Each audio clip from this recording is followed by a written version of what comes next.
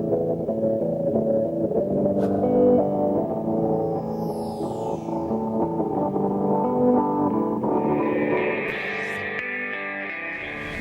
evening. I'm calling to order the Planning Commission Land Use Regulation Public Hearing. It's August 31st, 2015. Tonight is the first of two public hearings that the Planning Commission will be holding on these proposed land use regulations. As you may or may not know, we began work on this document in May of 2014, and there was a sustained public outreach and comment period beginning this January. We received many comments that helped shape the document. We gathered these comments at several small-scale outreach sessions, especially focus sessions, and regularly scheduled Planning Commission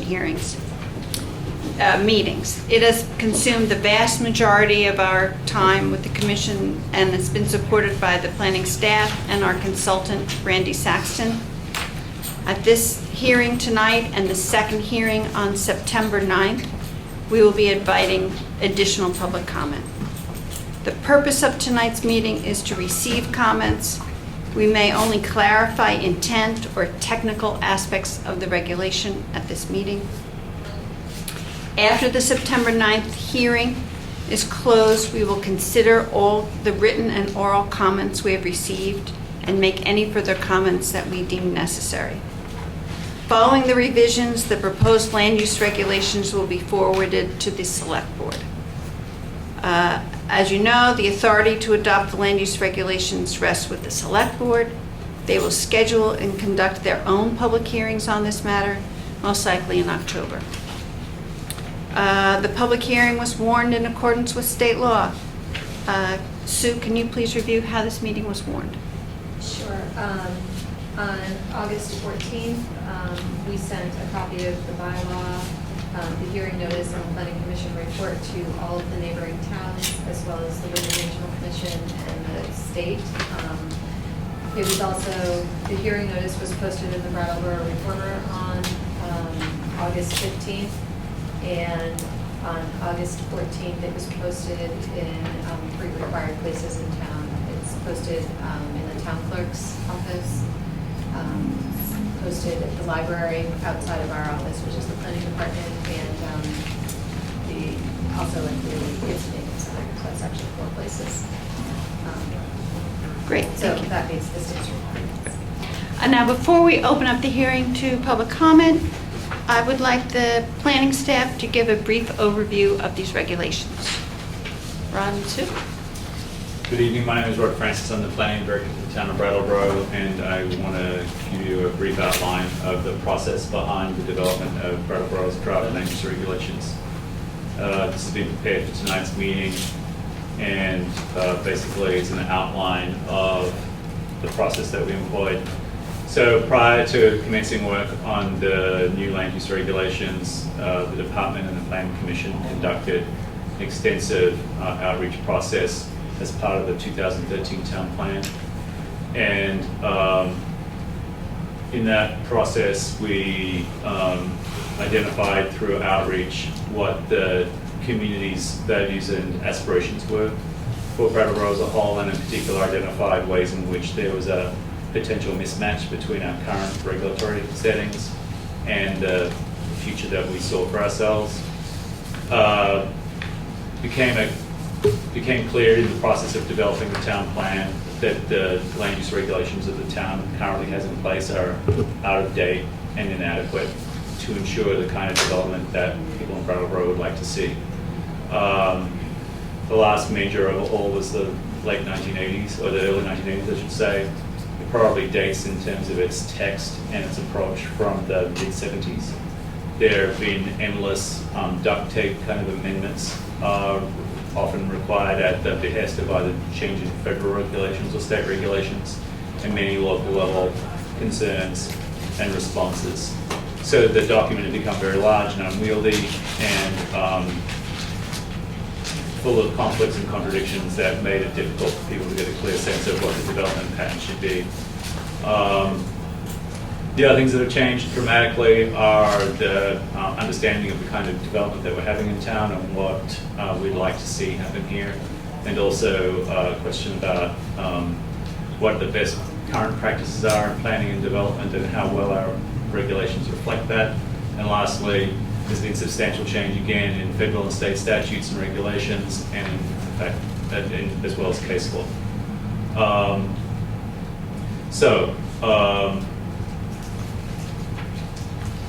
In the process of having a town plan adopted in 2013, the Planning Commission then turned its attention to what the best way of implementing the goals and policies of the town plan were, and it was concluded that the best way of approaching the land use regulation problem was to actually unify what was previously two documents, subdivision regulations and the zoning ordinance, into one holistic and cohesive document.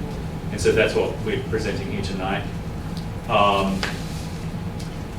What we did was go back to the town plan, look at the natural, cultural, and built form assets that the town plan had identified, look at the environmental, social, and economic challenges that Brattleboro faces, and then the Planning Commission, in conjunction with the consultant and staff, looked at ways in which our new land use regulations could reflect town values and aspirations. So we undertook extensive public outreach. We hired Brandy Saxon of Place Sense, who's here tonight, and we started work in May 2014 to develop a unified set of regulations. The outreach and public involvement has been a real hallmark of this project from the outset. We developed a project website through the consultant. We developed project kiosks and suggestion boxes. We went on radio and local television and in the press frequently. We ran tables at town meeting, the Winter Farmers Market. We presented to service groups and organizations, to stakeholders with specific interests in the development process, and neighborhood-specific business associations.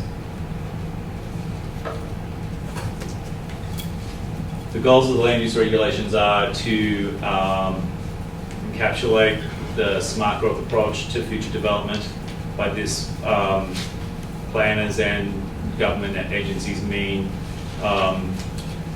reducing auto dependency, reducing the impact of urban sprawl or rural sprawl on the community, reducing people's dependence on the auto to perform basic functions such as work, school, and recreation.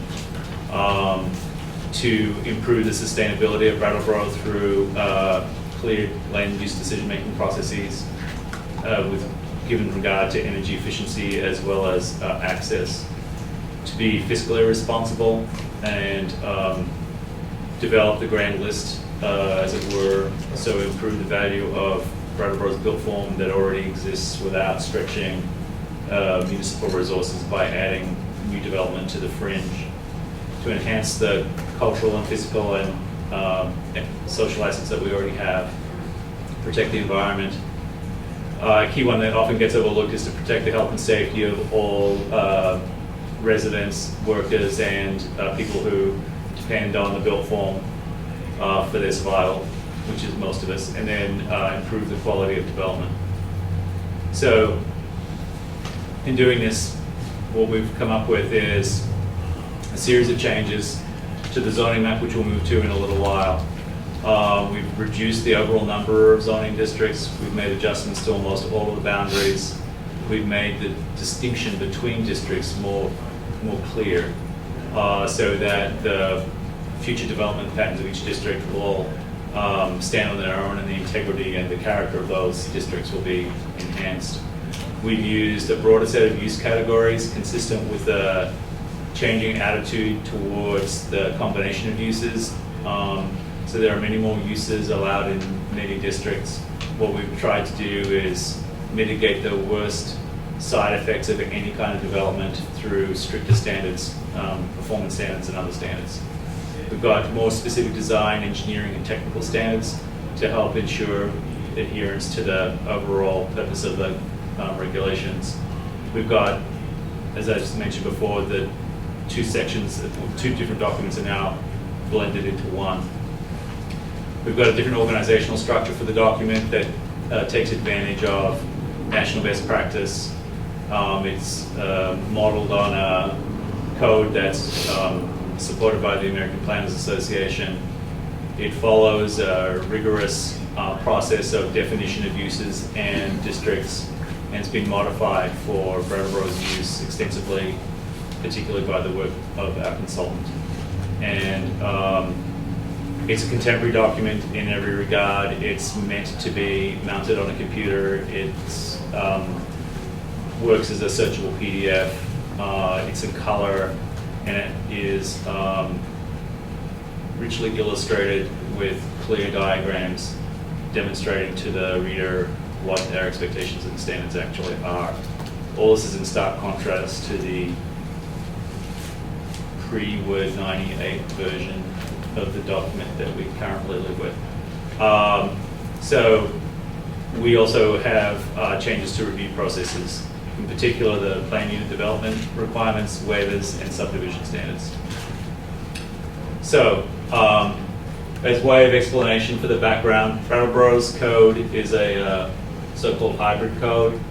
Across the United States and English-speaking world, there's been a lot of attention paid to what is called form-based code, which de-emphasizes the significance of the use and increases the emphasis on the appearance and the streetscape of any neighborhood, and tries to encode standards around appearance and relax expectations around use. And the genesis of this idea is older, more traditional neighborhoods that could be found in large American cities prior to the 1960s, where you would have a variety of households and a variety of businesses living sympathetically together in pleasant, fairly dense neighborhoods that overcame alienation and dependence on the auto and so forth. In Vermont in particular, there are some statute-based limitations to how far you can actually take form-based code, partly because of the way we control land use at the state level, and because we're still required to meet a series of statutory expectations, and case law is based on that. What we've done here is blend some of the elements of a form-based code with more traditional approaches to zoning. And the way we've done this is to incorporate performance standards that identify incentives for projects that further community goals, but we use form-based standards to address design and physical form. So with that, I'll just bring up the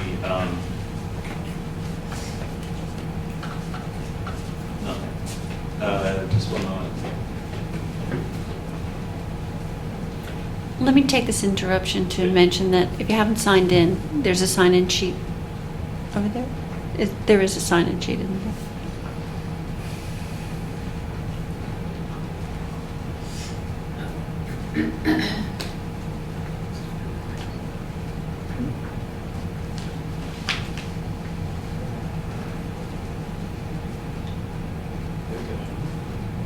So this is the new zoning map as approved by the Planning Commission recently.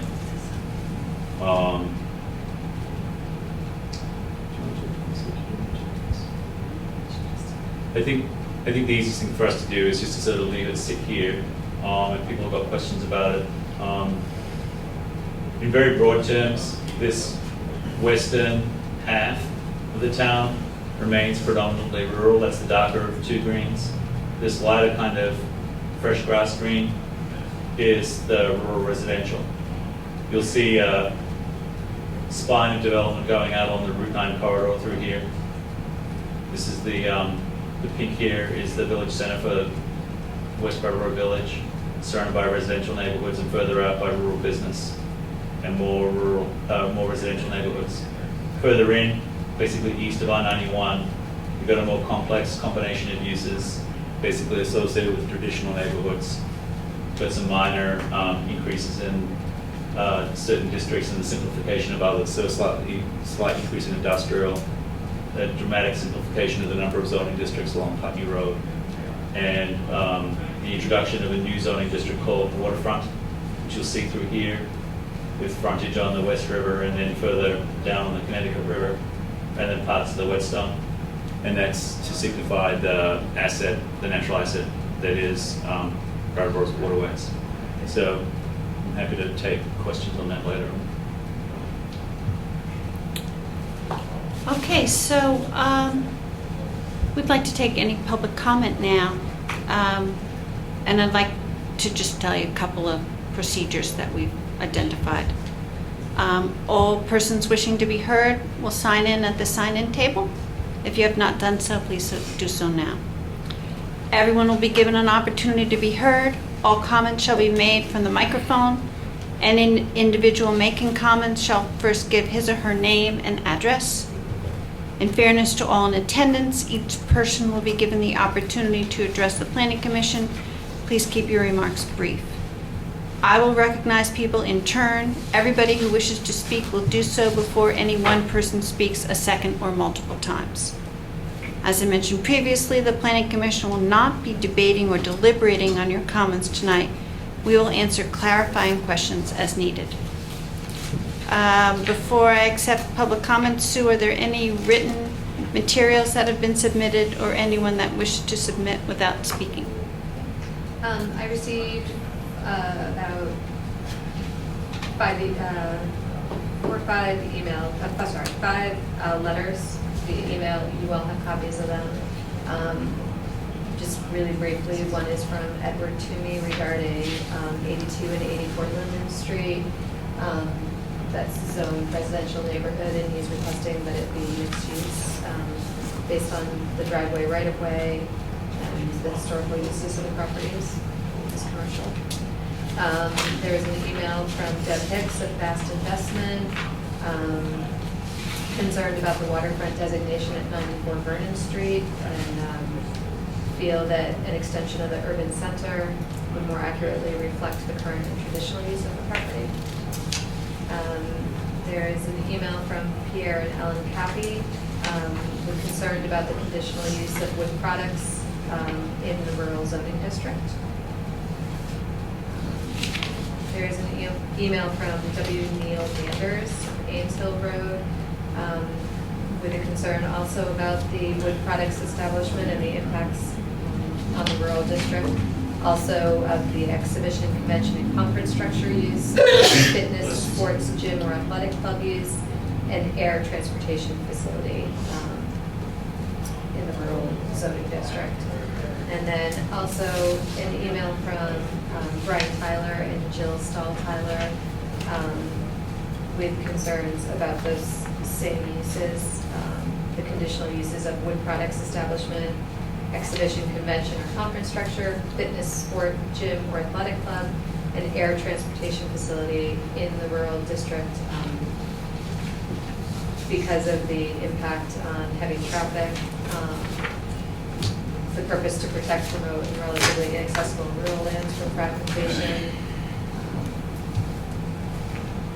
That's just Great, thank you. Okay, would anyone like to speak about the land use regulations?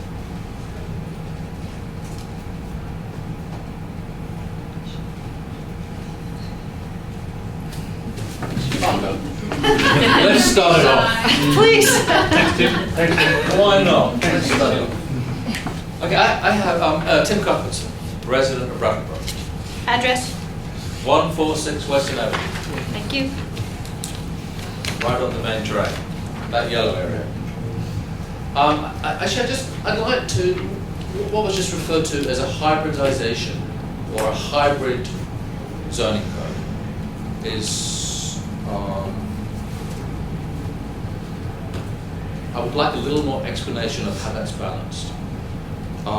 We clearly have a historic kind of Euclidean and use-based, sort of setbacks and lot sizes as a historic method of doing things. We clearly have looked at, in one or two applications over the last few years, form-based code, and now we're talking about merging these two together in the zoning code and conceivably with some other form of hybridization. I'm interested in just having an explanation or someone explain how that is being balanced. So if Rod or yourself or someone could talk to that for a few moments in terms of balancing it. It seems to me on the face of it, without trying to be too negative, it's a little bit trying to hook a pig and a cow together and expecting to, come up with a decent farm animal, which of course you're not going to. And I think it's probably interesting in terms of how that will be managed in, the development or continued land use in the town. So if someone could speak to that for me. I'll start off and then I might hand it up to Brandy. So the hybridization part is really the use of tools that have been well, developed and there's a lot of experience with now with regard to performance and design standards, and we focus those on commercial areas and to some extent mixed-use neighborhoods. And the reason behind that is that in the town plan process and in the process of developing these regulations, the community expressed repeatedly their desire to have a greater level of efficiency and aesthetic quality associated with those districts. For the most part, residential, neighborhood, rural, and rural residential remain outside those design standards, with the exception of the incorporation of conservation subdivision processes for rural and rural residential as a tool for larger scale subdivisions. So the idea here is to preserve the streetscape of traditional neighborhoods and extend that where plausible, and to take into account the issues that are well known and understood in large scale commercial areas such as Planning Road. And the idea is to use diagrams such as this and clear instructions for the applicant to be able to identify what the community standards are and how to adhere to them. What we would say is that a sensitive and thoughtful application in these districts would go through this process already, as part of a professional and informed development process. What we're attempting to do is make that the standard rather than hope that the applicant will meet those expectations. And so the aspect that makes it difficult to just live with form-based code, most of the country has not really adopted form-based code for the entire district or the entire area of the jurisdiction, unless it's a new development, a new community from the beginning. So there are at least 2 communities that I'm familiar with in Florida that were greenfield sites and have been built to form-based code from the outset, and they are kind of experiments. But for the most part, what we're trying to do is map onto an existing built form a set of rules and requirements that have to deal with the reality, which is that much of the development has taken place without the benefit of a form-based code, and that there are pre-existing and lasting legal protections for the property owners with regard to grandfathering and so forth that can make that challenging. So the biggest issue in Vermont is the way in which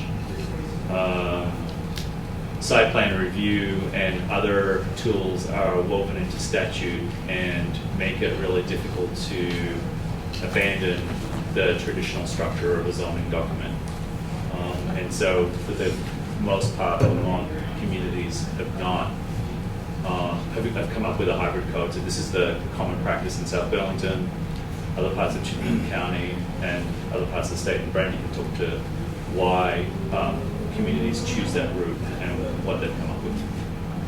Yeah, so that's a good transition there. Because my first note was pure form-based code is really not something that most communities are adopting, except in those sort of cases of a brand new community that's being developed, or if it's targeted. Sometimes, a downtown portion of a community might have just something that's a pure form-based code, which at its core is essentially a complete architectural code for the area or the community, and a process of approving projects that is almost entirely administrative. So some of that goes against the sort of Vermont culture ethic as well of having public involvement in public hearing process. And so there's also, I think, some pushback just in terms of process of going with a pure form-based code in Vermont as well. So there's that piece. But to speak to how it's balanced in the Brattleboro code, on the form-based, the elements that we've taken from the form-based code is to broaden out that list of uses. The uses are a little, not only are there more of them, but the definitions tend to be a bit broader. And mixed uses are allowed in the core areas essentially by right. So there's no more, you have to have just one use per property or some sort of PUD to accommodate multiple uses on a property. So there's much more flexibility in terms of use as compared to the current and adopted zoning. And then on the other side of that, the form-based pieces that came in start with sort of just beefing up the dimensional standards that were already there in the Euclidean setbacks. So instead of a minimum, there's also some, in many cases, a maximum. So a minimum front setback and a maximum front setback that sort of establish where along the street a building can be situated. So that's the type of just sort of building upon that existing build pattern, trying to ensure that new development fits in and continues and replicates that. So that's one aspect of the form-based code. And then the other piece is more of the design elements, and those come in the village center, the downtown areas, the corridors, the commercial corridors, for the most part. And I would sort of think of them as being frontage and architectural standards, and they really pay attention to the point between the edge of the street and the front of the building and what's going on there. So it's one of the main goals that comes out of the town plan, deals with trying to improve pedestrian orientation, convert some of those areas that are a little more auto-oriented commercial to a more pedestrian-friendly pattern and things like that. Really focusing on that portion of what we might consider sort of the public realm, from the edge of the street to the front of the building, is important in achieving that purpose. So this looks at things like the streetscaping. Is there going to be parking in front of the buildings or not? What's going on in the front of the building? Is there something there that's architecturally interesting? Are there display windows that face out to the street, porches, things like that? So those are some of the design type elements that get brought in, and looking at really what's going on there that's going to add interest to the street and help new buildings fit in and replicate the pattern that we want to see moving forward. Answer the question? To some degree. Thanks, Tim. Who would like to speak next? I'm Dennis Smith. I live on Orchard Street. I've started and owned a business in probably every single district in town in the last 35 years. I've been to 2 meetings of this group and went to many meetings with Gary at Friends of the Sun chair, doing a very similar project. It was on BABB when we created design guidelines for the town. So a lot has been done over the years of working towards this, and I think certainly this is by far the most professionally done of all the ones that I've participated in. But I'm really afraid of it. Personally, it's really scary. It's a personal thing to all of us. It's personal to me because I own a lot of businesses in town, and it's personal to other people because a lot of people really don't care whether the town grows or what the economy is like, or what other people are very concerned with. So it's a very personal opinion about how we do this. In this particular process, I was made a little more comfortable earlier in one of the meetings, but understanding that this is really kind of a 50-year process that we're working towards over a period of time. And I think that's great. I agree with that, which kind of takes into account the pre-existing situation that exists as the town has grown over the last whatever number of hundred of years. Almost all of these things make me out of compliance in virtually every business I own. So making any changes is going to be quite difficult. And so for me personally to take on the burden of making those changes is fairly overwhelming. And for some new entrepreneur to come in and buy those businesses from me and develop them further, it's going to be, you can see it's going to be a battle. There's been, I think there's a lot of improvements in this, but there's some really frightening things too. Performance bonds and inspections, and to a certain extent, my grandmother used to say to me, you're too big for your britches. Well, to a certain extent, I think Brattleboro has become a little too big for their britches.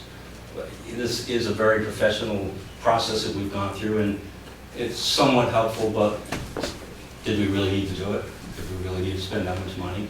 And what is this really going to do for the town of Brattleboro? It probably, personally, it probably doesn't make a huge amount of difference to me. And I can probably either be made more fearful or less fearful by the answer to just one question, which you guys maybe will be able to just like answer and I'll feel great. And I've brought up a lot of these questions in previous meetings, and I usually leave fairly satisfied. I was feeling pretty good because of the pre-existing situation, and even though it was going to be a battle to make any change, if I didn't make any change, at least I could continue operating the way I am. But I started looking through my particular district where most of my businesses are, which is the, Residential. what do you call it? Sorry, neighborhood center. Neighborhood center. And it's been called a lot of different things over the years that I've been operating there. And this brings some significant improvements to that area. But in that district, where my neighbors, I think not only myself but my neighbors, there's a section in code or whatever we call this thing that says you can keep it the way it is. But I started reading my section, and it is specifically parking. So 40 whatever setback from. I couldn't find what setback meant. Is it from the center line of the road, or the edge of the road, or the city right of way, or whatever? But it doesn't really matter because, for example, it says no parking within that setback. Well, it also says pre-existing parking must be removed. So that eliminates, as far as I can see, the other section of the code that says pre-existing doesn't have to be changed. This says it has to be removed if it's pre-existing, and if you have parking in that area.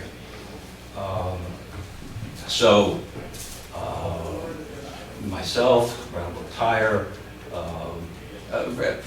I can just think of 6 businesses right up through that I can't see how they could stay in business, especially since it also says the administrative officer must enforce the regulations literally. So how do you get around the fact that, yes, okay, if it's pre-existing, it's going to be a battle for you, but you don't have to do it right away. And this specific thing that I was just perusing through and found this one, and it's in direct conflict with the other statement. So it says to me, ooh, if I start spending the hours looking, am I going to find other ones, examples of this, that are going to scare me even more? Thank you for your comment. Do we want to answer that now, or will we have to get back to Mr. Smith? Yeah, sure. So, We can, I think it's a topic we can clarify. Great. so the removal of the parking is in the frontage standards in that district, when that area is from the edge of the right-of-way back 10 feet.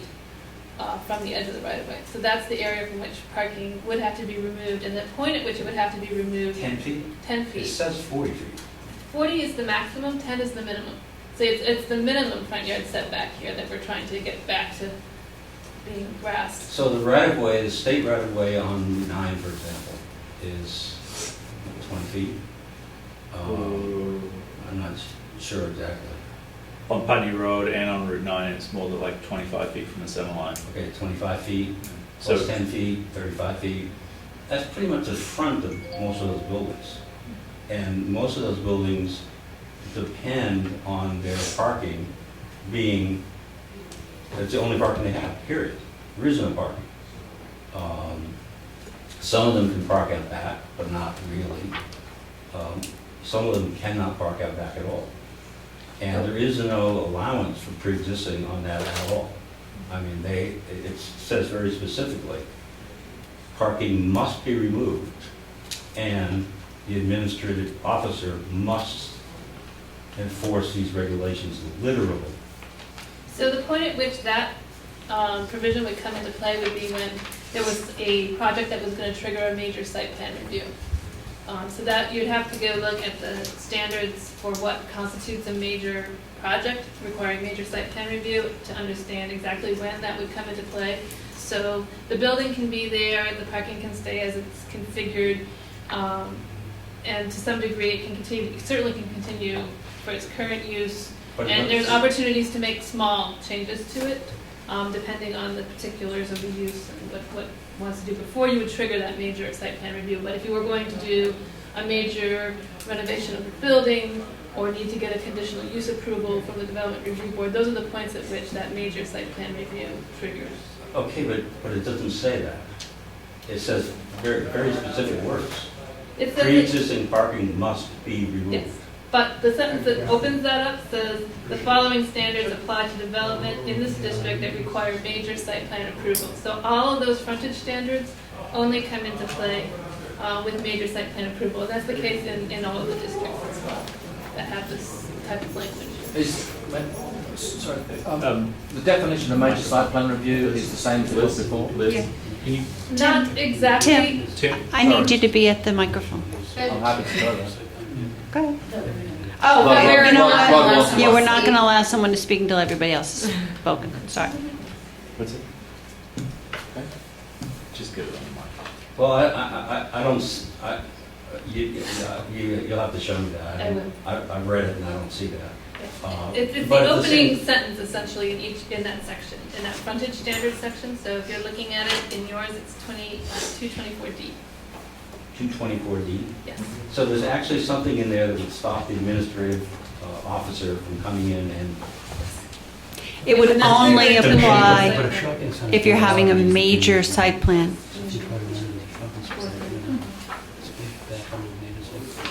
so any change I make Any major is change? going to be, Any major, the emphasis is major change. But they've made all of our uses non-permitted, so everything's a conditional permit, so everything needs major site plan review. Can we have the next speaker come up to the microphone, please? Can I just clarify so everybody knows what a major site plan is? So if it's in section 434C1. So major projects are conditional uses, construction of a new principal building, substantial renovation of an existing principal building, and we do have a definition for substantial renovation. Construction of more than 10 parking spaces or 2,000 square feet of impervious surface, construction of an accessory structure with a footprint of more than 2,000 square feet or a height of more than 25 feet. So those are what would require major site plan review.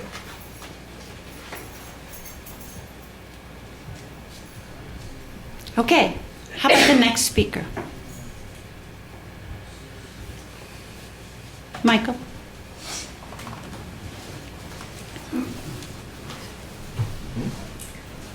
Michael Bosworth, a Brattleboro resident, and not sure whether this will spark clarification or Your not. address, Michael? 330 Meadowbrook Road. Thank you.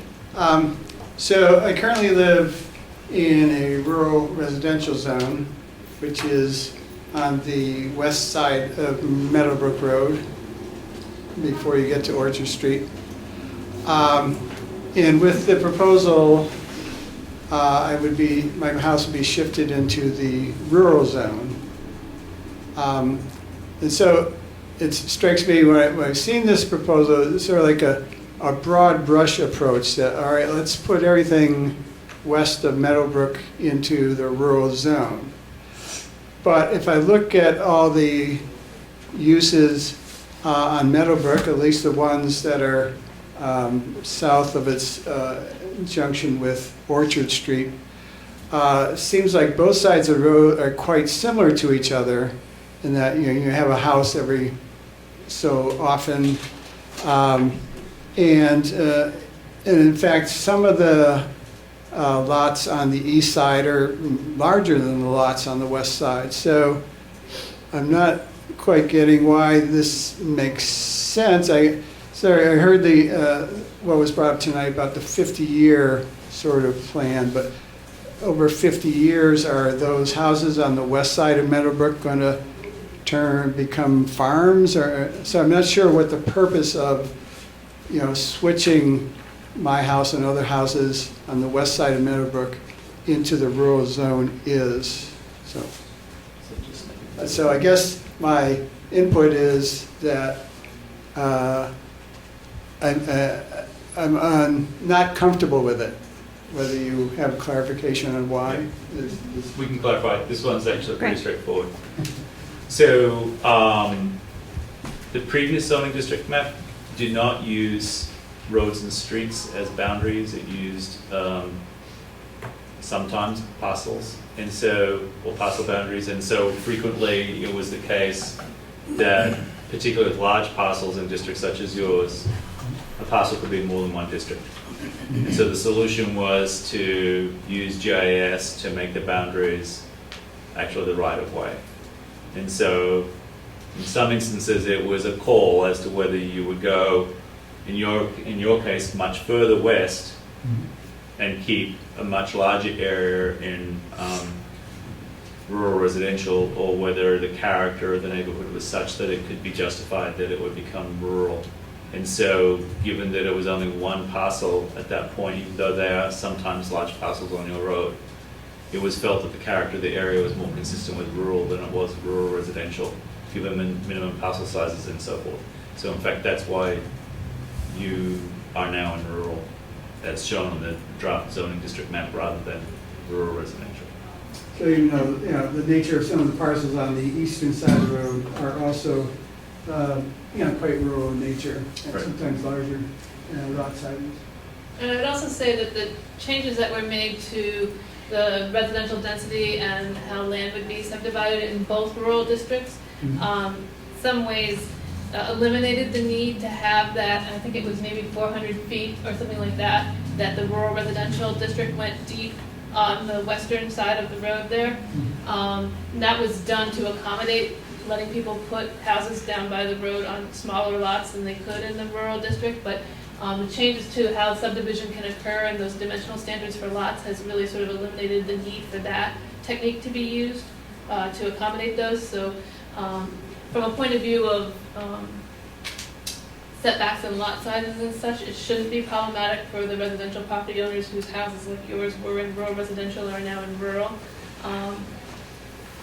unless they were problematic under the old rural residential.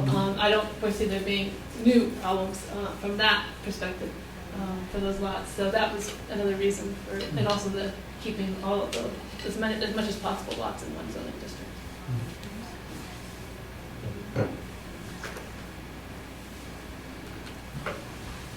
The man in the white shirt wanted to speak earlier. Thank you. My name is Rich Holschuh. I live at 117 Fuller Drive, south end of town. I've only been in Brattleboro for 3 years. I've lived 20 miles west for 30 years, though, not too far away. So I'm familiar with the area. My concern here tonight is perhaps about an omission in the regulations, but maybe you can address this for me. I looked at the former town plan with relation to this issue, which is about the cultural heritage of this area. before the 250 years, the built environment that we have now. We have 12,000 years before that. I don't see it in the land use regulations at all that this is a consideration. It's mentioned in the town plan, the 2013 town plan, about 50 words, 3 sentences. There's a tribute to it. Former town plan said a little bit more. Considering that we're dwelling on the tangible assets in land use regulations of the area, the infrastructure, the houses. The value of all that is based on the intangible assets of this town. The people that live here, what it feels like, what our values are, that's what makes Brattleboro. Every town has houses, every town has streets, has a fire department, has businesses. Brattleboro being what it is,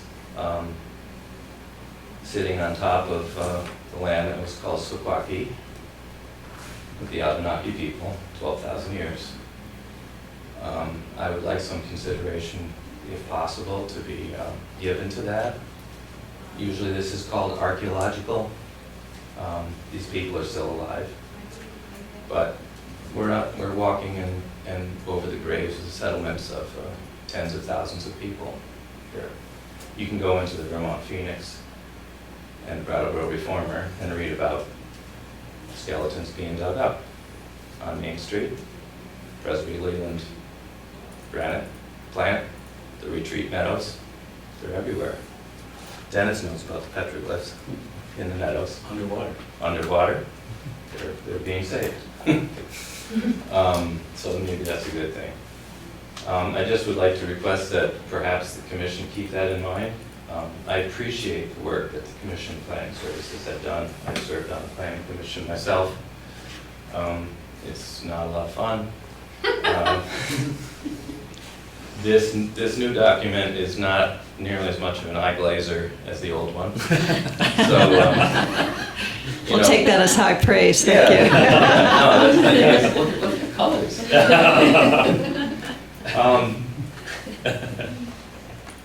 Using analogies and metaphors, I just want to throw out there today that the president of the country made a highly symbolic gesture today in that the tallest peak on the continent has gone back to its name of Denali. This is reflective of what's going on in the country at large. And in Brattleboro, charity begins at home. I say to my kids, and they're like, what are you talking about, Dad? This is a graphic example. The country's coming to grips with where we've been, who we are now, and what do we want to be. And that's what Brattleboro is doing with its land use regulations. Vermont and Brattleboro has turned its back on the people who were here before. It's just the way things happened. It doesn't have to always be that way. So I'd just like to put that out there. And thank you for your consideration. Thank you. Next comment?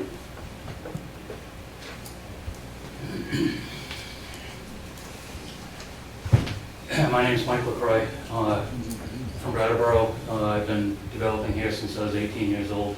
Like Dennis, I own a lot of businesses in town, developed a lot of property, added $10 or $12 million to the grand list over the years, all in small scale, hometown stuff.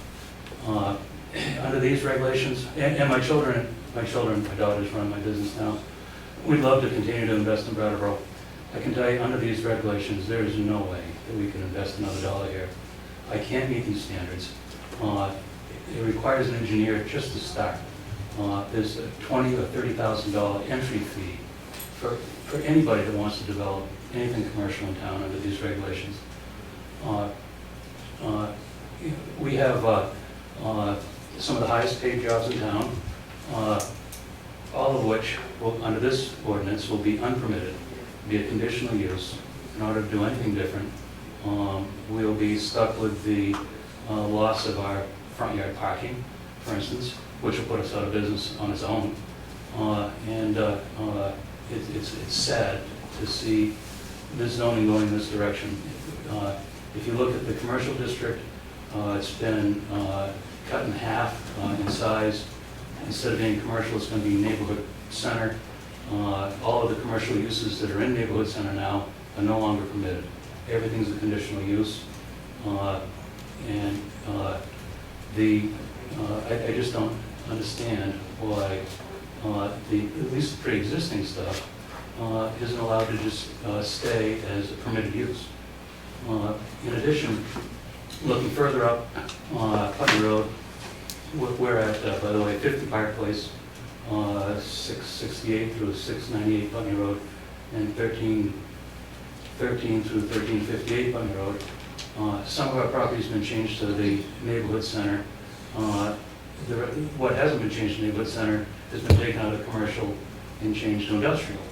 And in our particular case, in our section that's now commercial, we have 28 residential units, all of which become illegal under the new zone. At previous meetings that I've spoken about it, the planning director said, well, those people can just take a bus and go someplace else to some other affordable housing. But there isn't any. That's why we're full. And all of our workers, you know, we're talking about property that's up in the industrial area. All of our workers work at CNS, or in the old book press building. It's silly to think that they're going to take a bus and go somewhere else. These guys don't have the means to do that. There is no other affordable housing to go to. Anyway, under the new zoning, all that's eliminated or made unpermitted. So it seems to me that you've transferred the burden, the tax burden, from the commercial sector to the residential sector. And in huge proportions, there's probably 50% of what's now commercial space will now be in some other zone, which will be appraised for less than the commercial zone is now. So that's my comment. Thank you very much. I'm sorry, do we need an address for Mike? I didn't catch yeah. one. Mike, could you tell us your address, please? Of 668 Putney Road. Thank you. Liz? Yes. I'd like to reflect that I did not say that the current residents of the Putney Road premises that Mr. Lachoix owns could just catch the bus. That's what you told us down at the Marlboro Center. That was your comment. It's not what I said. That's exactly what you said. I'd just like the record to reflect that. Next comment?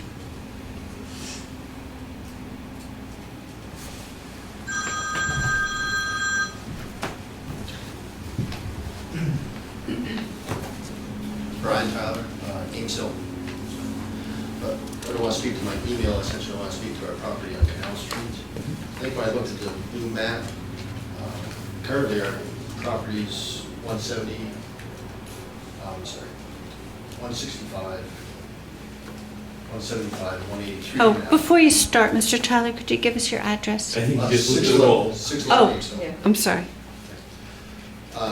Currently, the front 100 feet of our property is zoned commercial, and the back section of it is residential, and I think it stays the same on this map, the new map.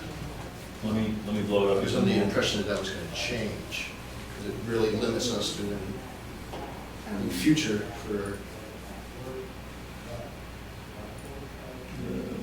Canal Street. Can you give me one of the addresses? 165, 175, and 183, So it's right here. right there. The map I looked at today showed it still being, the front 100 feet being commercial, and the back half being residential. Maybe I just wasn't looking at the current map.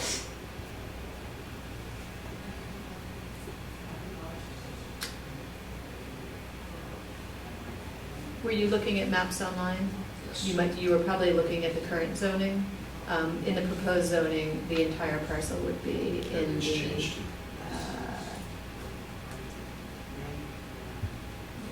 sorry, just trying to check the colors, in the mixed-use zoning district. So everything on that side of the road. Yep, I think you're And okay. we currently we have a property on the other side of the road, 170, Mhm. which is in residential. Residential Yes, neighborhood. residential, I But believe. it was, we just purchased it. It's an empty building. It was a commercial office space on the first floor and a residential apartment on the second. We don't know what we're gonna do with it yet, but if I make any changes at all to that property, do I have to revert it all back to residential? Or am I gonna be able to maintain that commercial office space? No, I believe that you'll be able to maintain some of it as business, but Brendan can help you out on that. Do you know how long it has been vacant? A couple of years.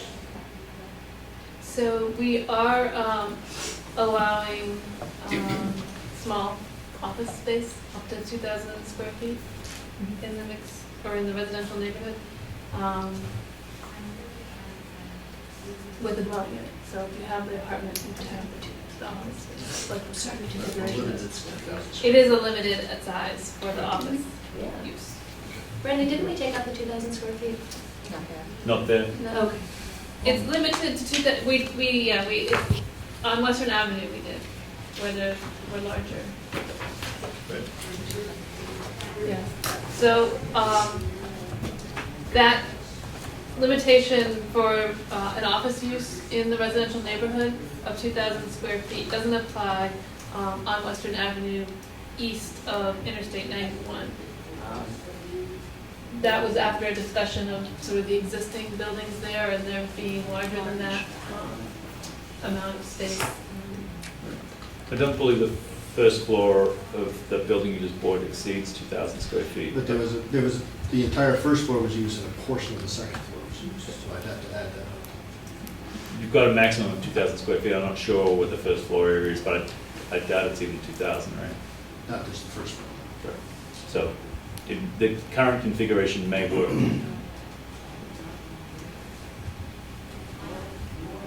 Anyone else would like to make a comment?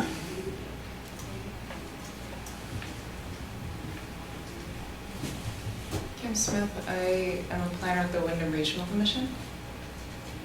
And I just wanted to say that I'm pleased to see the environmental protections that are in place for natural resources, steep slopes, protections for riparian areas, wetlands and vernal pools. As a regional entity, we're always looking at the downstream impacts on water quality and quantity. And so I just wanted to commend you for having stronger protections for these resources, especially as we're looking at climate change and other impacts to the environment in the future. I think it'll help protect the town economically, its public safety, and help protect the natural resources that you have. Thank you. Thank you. Kim, are these your personal comments or the comments of the commission? Of the commission. Great. Thank you very much.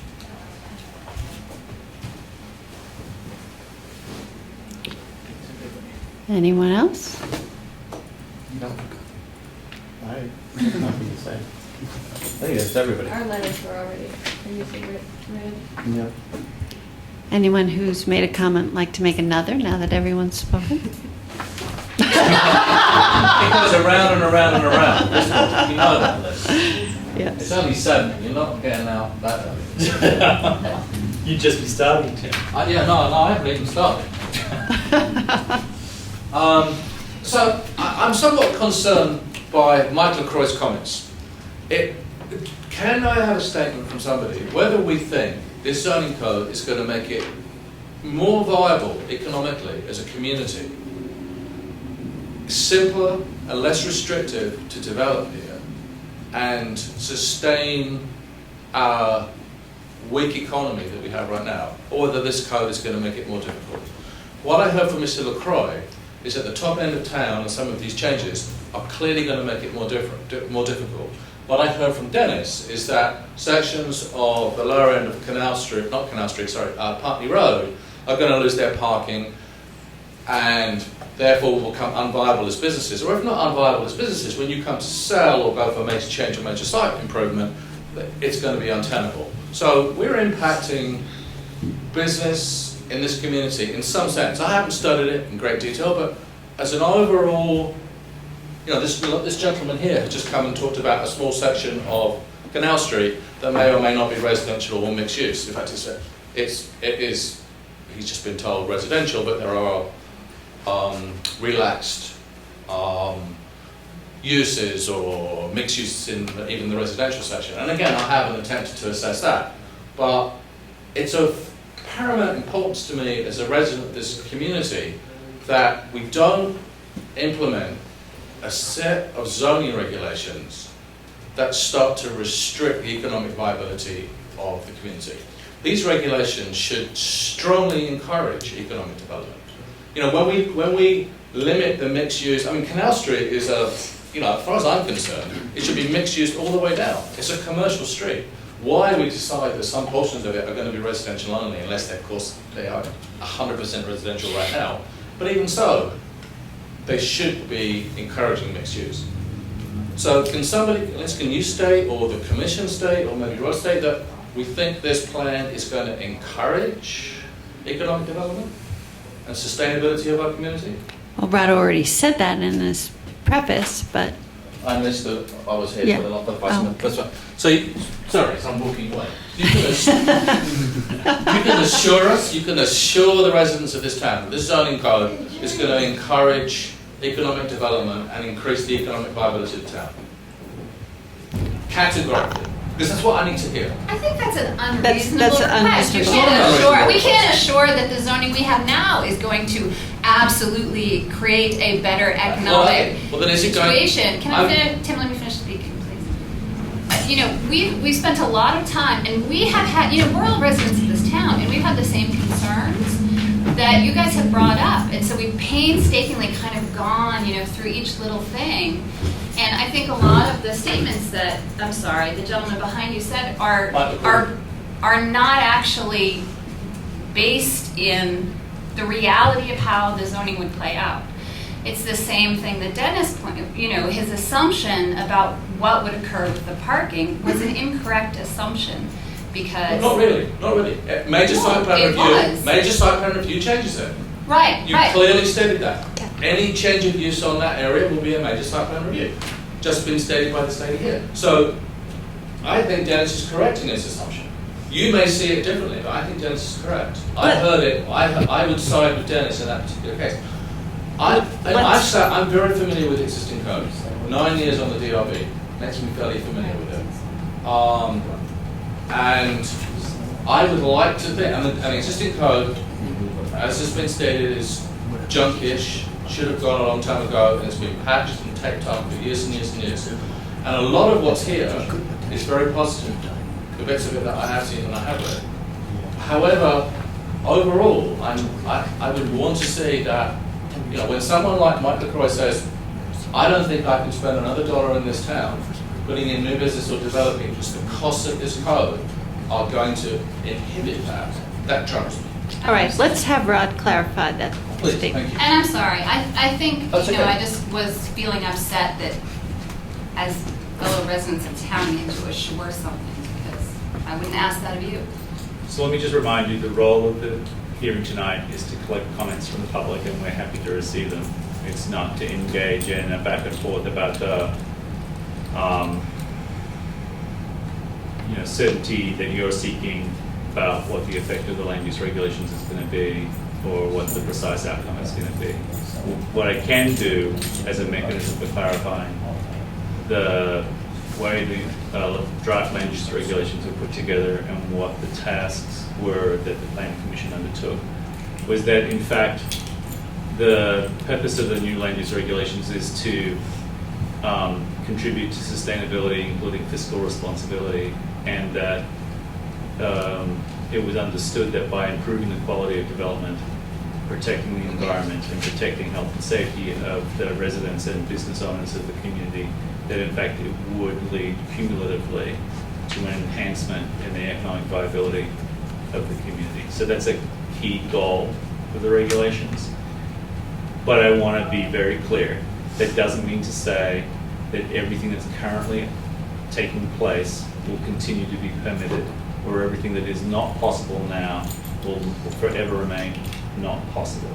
So there are significant changes, and the formulation of those changes is coherent and it's consistent, and it's a holistic treatment of Brattleboro's development opportunities, and it's based in the wide and deep commitment that the Planning Commission has undertaken to basically turn the expectations of people that we gathered through the town plan process and turn them into draft land use regulations. And so I think that I don't want to engage in debates here about the virtues of one regulatory framework versus another, or what the short-term versus long-term impact would be, or of a particular parcel, or a particular kind of business, or a particular neighborhood even. What I would say though is that the regulations as presented have been crafted with a great deal of care and thought with regard to the existing balance of businesses that make up Brattleboro's community and how best to provide a future where they can prosper. And so that's demonstrated by making more of key physical and natural assets, by rationalizing and clarifying industrial land uses in proximity to the interstate and the railroad tracks, and a variety of other ways where we've looked at the relationship between land use and the movement of people and goods and services and come up with a set of controls and development procedures that will enhance the long-term development of the community. And we feel that this document is a good faith effort at doing that. I also want to add that as a member of the commission, I'm grateful to be hearing all of these comments. So, Are there any further comments? Yes.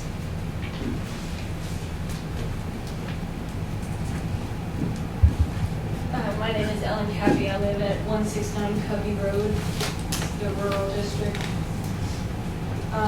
My letter note was one of the ones that was read, but I wanted to expound on the sort of reasons behind our concerns about wood products. In the rural district where we are, it's lots of ongoing active agriculture, and wood is extremely important. There's sapwood, cordwood, sawmills, there's things with wood.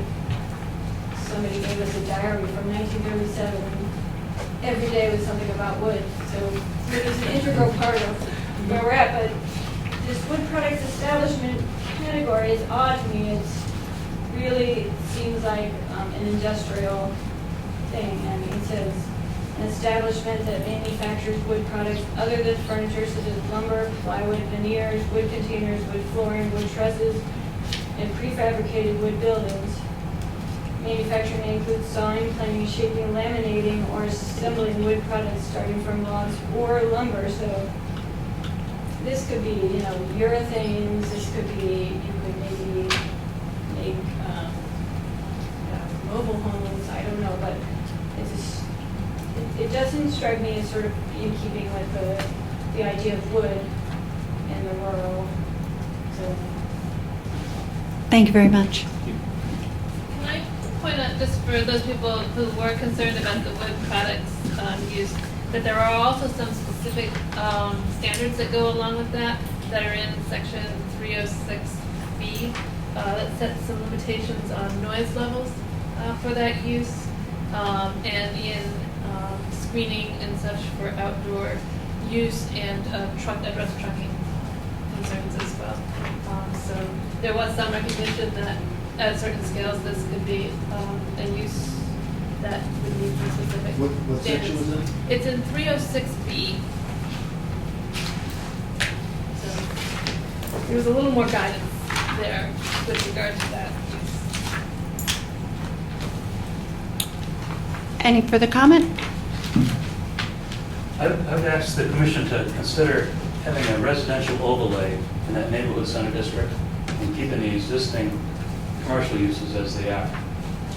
As zoning is proposed, every permitted use is being carried out in that district now will change to a non-conforming conditional use.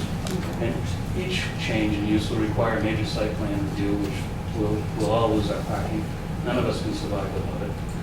Some of us are in 10-foot setback. The right-of-way along Putney Road isn't just along the edge of the road. In some places, it comes in 60 feet, and some of us lease that right-of-way back for our parking. Under the ordinance, we can't do that. we'll lose everything. I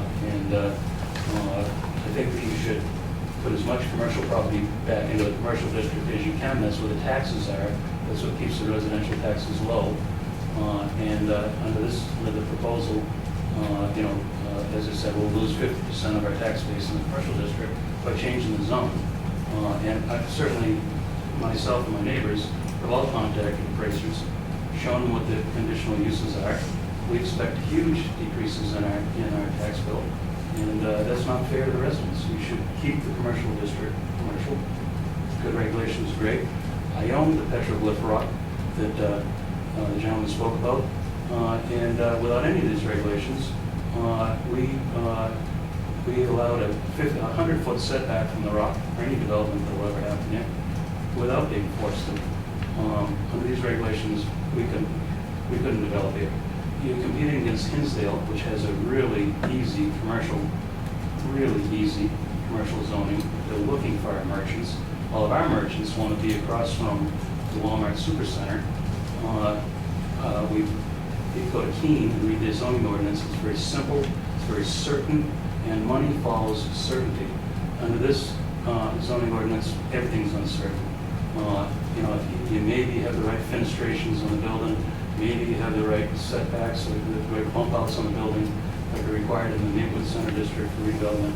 But hey, it's way easier to go elsewhere and develop. And it's a shame that the town loses that scale of economic development over form-based zoning, which we've been able to live without up till now. It seems like some clear, concise regulations would be best for business and would be best for the residents, because that's what will keep the taxes down to residents. Thank you. Okay, thank you for attending the public hearing. No further comments, so the public hearing is closed. Good evening.